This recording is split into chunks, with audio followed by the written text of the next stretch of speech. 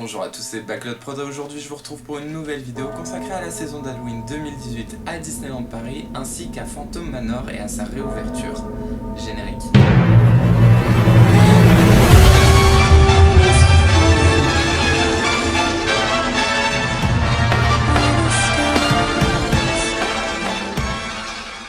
Une saison d'Halloween donc tout d'abord qui cette année est vraiment superbe. Je ne pense qu'il n'y a pas d'autre mot, ils ont mis le paquet dessus. Voilà, et je pense qu'ils ont su tirer toutes les critiques négatives qu'ils ont eues l'année dernière parce que vraiment elle était plutôt... je sais pas ce qui s'est passé en fait l'année dernière. On avait la Skeleton Party de Dingo à Frontierland. Voilà. Bon, je critique, il y a eu quand même l'arrivée des déco coco, etc. Mais bon, vraiment l'année dernière c'est... On a l'arrivée sur Main Street de guirlandes qui s'allument une fois la nuit tombée, un peu sur le modèle des guirlandes présentes depuis plusieurs années lors de la saison de Noël.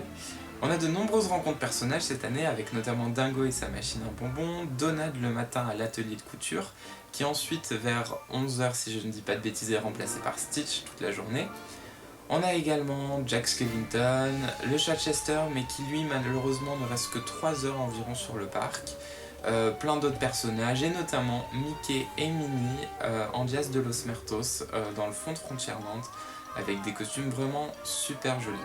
Niveau merchandising, on a plein de produits que je vous invite à voir si vous ne l'avez pas fait dans mon boutique tour que j'ai réalisé il y a quelques semaines et qui présente donc les produits de cette année. Et depuis que j'ai tourné ce boutique tour, on a également l'arrivée de la pomme empoisonnée qu'on avait eu en version rouge l'année précédente et qu'on a, comme vous pouvez le voir dans le décor, en version verte cette année. Une pomme qui est au prix de 10 € environ sans popcorn et compter 1 € supplémentaire environ pour l'avoir rempli de popcorn. On a également l'arrivée d'un bucket assez grand qui coûte une vingtaine d'euros lui, à l'effigie de Boogie Oogie et pareil qui est en vente normalement au stand de popcorn. Au moment où je tourne cette vidéo, je viens d'apprendre l'arrivée de nouveaux t-shirts à la boutique Disney Fashion. Ce sont des t-shirts personnalisables avec les visuels utilisés pour la saison d'Halloween, notamment Mickey, Minnie et un de Stitch. Mais revenons dans le Disneyland Park avec notamment le show des vilains. Show des vilains qui reprend celui en fait qui avait été fait les années précédentes avec quelques ajouts. Et vous avez toujours la possibilité de rencontrer Donald en Maléfique. C'est assez compliqué parce que les personnages ne restent pas très longtemps après le show, hein, vous comptez une 10-15 de minutes maximum. Voilà, mais vous avez peut-être l'occasion de pouvoir prendre votre photo avec lui, c'est possible. Et le point d'orgue de cette saison d'Halloween, c'est la cavalcade. Cavalcade qui est de retour cette année et qui est magnifique avec un nouveau char à l'effigie de Phantom Manor.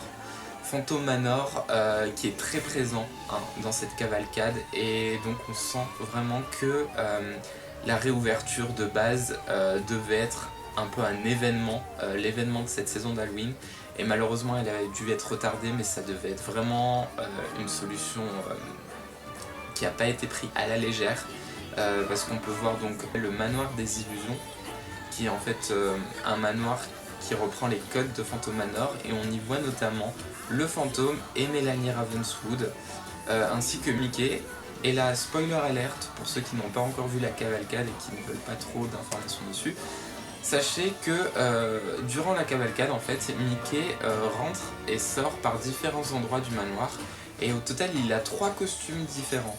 Il y a des apparitions et disparitions comme ça et ça donne un rythme vraiment super sympa à la cavalcade. On a également une nouvelle musique, un showstop au niveau de Central Plaza comme ceux qui avaient pu être faits lors de la saison Pirates et Princesses où donc les chars sont autour de Central Plaza et donc on a 4 petites scènes au milieu des parterres floraux où les personnages vont et dansent durant quelques minutes sur une musique inédite.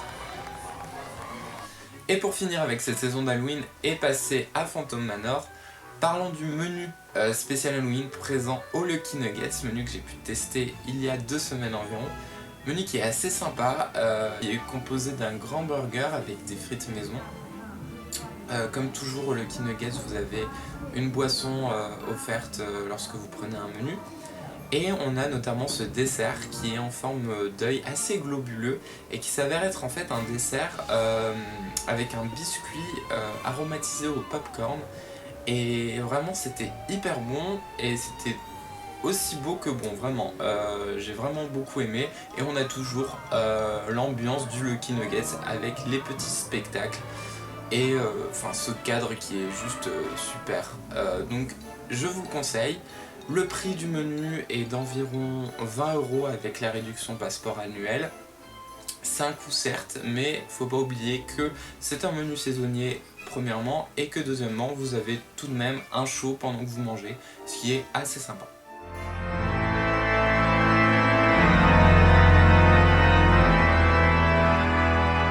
Et on passe maintenant à ce que vous attendiez, les nouvelles concernant Phantom Manor. Phantom Manor qui, à l'origine, lors de sa fermeture en début de cette année, devait rouvrir lors de cette saison d'Halloween en théorie.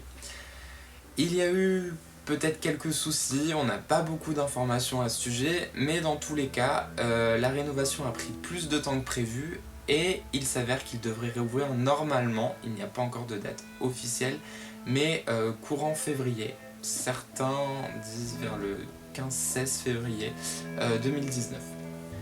Cependant, une bonne nouvelle tout de même, c'est que les jardins autour de Phantom Manor sont déjà réouverts et vous pouvez aller vous promener dans le cimetière de Boot Hills depuis une semaine environ. Jack, lui, qui avait sa photolocation qui était basée près du Lucky Nuggets en ce début de saison d'Halloween, s'est vu transférer dans les jardins également de Phantom Manor avec une photolocation qui a été totalement créée lors de cette rénovation et qui est juste au niveau de l'entrée donc du manoir.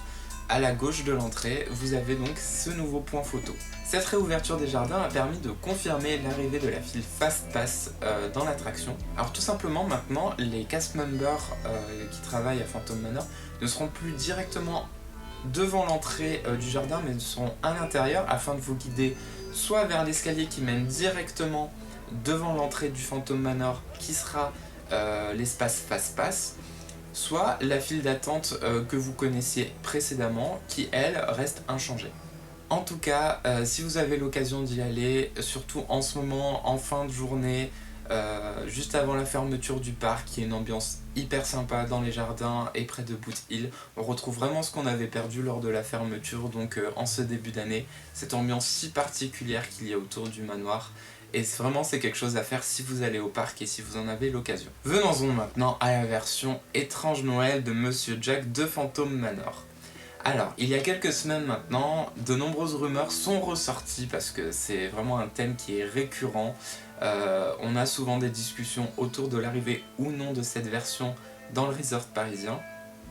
Et c'est ressorti il y a 2 semaines, avec notamment une photo qui a été postée sur la page ED92, juste ici. Et donc il s'avère que cette photo était en fait un photomontage apparemment. Il n'y a rien de confirmé pour l'arrivée de l'étrange Noël de Monsieur Jack à Phantom Manor à Disneyland Paris. Le Phantom Manor sera dans sa version classique comme on la connaît mais totalement rénovée. Il y aura peut-être des ajouts de scènes ou des choses comme ça, mais ce sera une version classique et non une version Tim Burton. En revanche, et attention, cela n'engage que moi et je n'ai aucune information à ce sujet, mais la longueur des travaux me laisse à penser que peut-être il y a eu l'installation de dispositifs permettant l'arrivée lors peut-être de la saison de Noël prochaine ou d'ici quelques années de cette version à Paris. Peut-être que pendant la période assez longue des travaux, ils ont pu faire des tests ou installer des choses qui permettraient l'arrivée de cette version. Voilà. Mais je n'ai aucune information, rien n'a été confirmé, et les personnes qui vous disent que c'est confirmé, c'est totalement faux. On n'a aucune information. Il n'y a jamais rien qui a été dit aux insiders comme cela a pu être dit. Voilà. Donc personnellement, je pense que peut-être des tests ont été faits et qu'on aura peut-être cette version d'ici quelques années, peut-être même l'année prochaine. En tout cas, en février, nous aurons la version classique totalement rénovée de Phantom Manor et pas la version Tim Burton, sauf grosse surprise, et là ça serait vraiment grosse surprise parce que Voilà, rien d'annoncé et je ne vois pas pourquoi il ferait ça pour une réouverture d'attraction après 1 an. Et pour finir cette vidéo, petit point sur les événements à venir à Disneyland Paris concernant les saisons futures qui ont été annoncées il y a quelques temps lors d'une conférence de presse. On aura du 12 janvier au 17 mars la nouvelle saison Star Wars qui s'appelle Légende de la Force, une célébration Star Wars, un titre très long. En même temps, du 19 janvier au 17 mars toujours, on a le retour de Pirates et Princesses. Durant la conférence de presse, il a été dit qu'apparemment la saison ne devait pas revenir à l'origine, mais suite à l'engouement des fans, Disneyland a décidé de la continuer donc en cette année 2019. Du 23 mars au 16 juin, on a donc le printemps des super-héros Marvel qui sera à nouveau présent au studio avec les spectacles qui étaient déjà présents. Des petites nouveautés comme l'arrivée de Groot dans le show des Gardiens de la Galaxie et normalement en point photo. De juillet à septembre, avec l'arrivée de la nouvelle version du Chaparral Theater, on aura donc le show du Roi Lion pendant le festival Roi Lion et de la Jungle. Donc je suppose le livre de la jungle. Et la fin d'année sera assez classique avec octobre la saison d'Halloween, novembre et décembre la saison de Noël.